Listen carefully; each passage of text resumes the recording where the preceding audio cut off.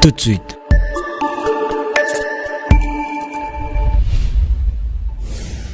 Le journal.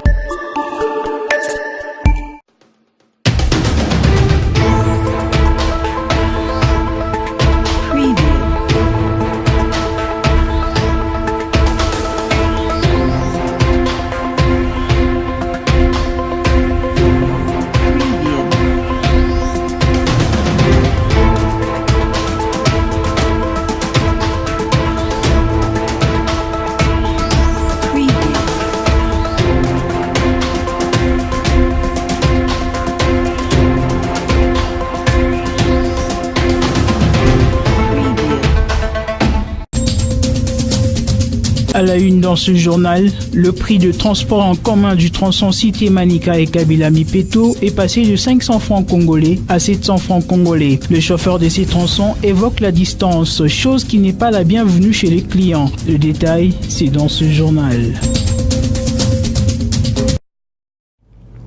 Mesdames, Messieurs, bienvenue dans ce journal. Commençons avec une brève. Un séisme de magnitude 4 de 4.7 sur l'échelle de Richter a été ressenti dimanche en fin de journée dans l'ex-province du Katanga. L'épicentre est situé à 43 km au sud-est de la ville de Likasi. Ces mêmes tremblements ont été ressentis également à Kolwezi et à Lubumbashi. On ne connaît pas encore l'ampleur de dégâts. On a perçu un lent roulement sourd et les murs se sont mis à trembler, mais ça n'a duré que quelques secondes, explique un habitant interrogé par votre chaîne et la rédaction de Wangu Télévision. Le prix de transport en commun du tronçon Cité Manika et Kabila Mipeto est passé de 500 francs congolais à 700 francs congolais. Le chauffeur évoque la distance du tronçon. Cette situation n'a pas plu la population usagère du transport en commun. Plus de détails avec Joe Conseng dans ce reportage. Malgré eux, ils sont obligés de monter dans ces minibus dont le prix est maintenant à 700 francs, en lieu et place de 500 francs qu'ils avaient payé le matin en quittant la maison. Nous savons les prix des 500. C'est ce que nous avons payé les matins. Et moi, j'avais prévu 500 multiplié par 2. Mais maintenant, le prix est à 700 francs. Nous ne sommes pas d'accord. Chaque jour, à cet arrêt, j'ai payé les transports à 500 francs. Mais aujourd'hui, on m'a informé que les transports reviennent à 700 francs. Chaque jour à la maison, on m'a remis 500 francs. Mais les parents, quand même, l'argent, ça complique. Il n'y aura pas moyen qu'on puisse payer 700 francs. Les conducteurs donnent les raisons de cette hausse. C'est par rapport à la distance effectuée dont nous faisons 9 km, quitter Cité Manika jusqu'à Mipeto, que nous faisons le 9 km là à 500 francs. Par rapport à des rapports, par rapport à la consommation, par rapport à la distance effectuée. Du côté des autorités, toutes les raisons avancées par ces chauffeurs ne sont pas fondées. Se plaignent, donc ils n'ont pas raison. Ils n'ont pas raison de faire ça. C'est un cas général. Toutes les lignes sont en train de... Donc les conducteurs de toutes les lignes sont en train de payer ces taxes de l'État. Donc ce n'est pas seulement eux. Le service désigné promet de rétablir l'ordre sur ce tronçon d'ici 2 jours. Le propos de l'ancien gouverneur du Grand Katanga, Moïse Katumbi, sous le stade Diour et Manika, continue à faire la une à Kolwezi. Un point de presse a été tenu ce lundi 27 mai par le membre du gouvernement législatif et parlementaire dans la salle Tembélé au quartier Jolicite, juste pour démentir ce qu'avait dit Moïse Katumbi à propos de ces 2 stades. Suivez. Nous entendons réagir aux propos que vous avez sûrement suivi et qui continue à être distillé dans notre province, propos tenus par M. Moïse Katumbi Chapwe à Lubumbashi dans une interview. Et nous avons à dire là-dessus. Contenu dans l'interview accordée par Moïse Katumbi à l'un de vos confrères d'une chaîne d'ici à Kolwezi. Et Katumbi a parlé en swahili facile. Et tous avons donc bien compris le message. Tenez, en l'espace de 7 minutes, s'il vous plaît, j'ai dénombré au moins 16 mensonges et des attaques à peine voilées contre les dirigeants politiques du Lualaba singulièrement.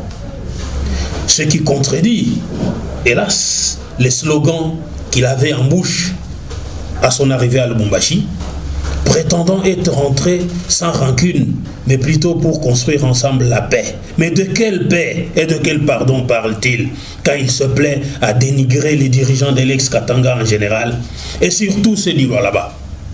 Construire sans terminer, c'est détruire.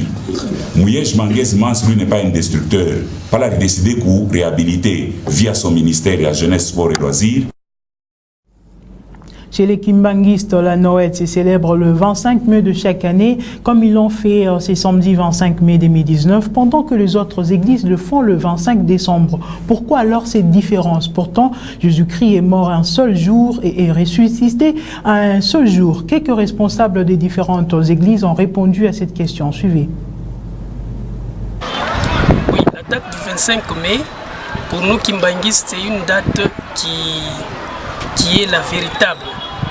À partir du mois de septembre, si nous comptons, en ajoutant 9 mois au-dessus, nous allons tomber au mois de mai.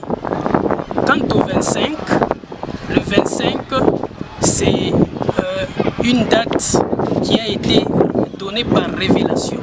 Nous savons que Papa Simon Kimbangu signifie celui qui révèle le sens caché des choses.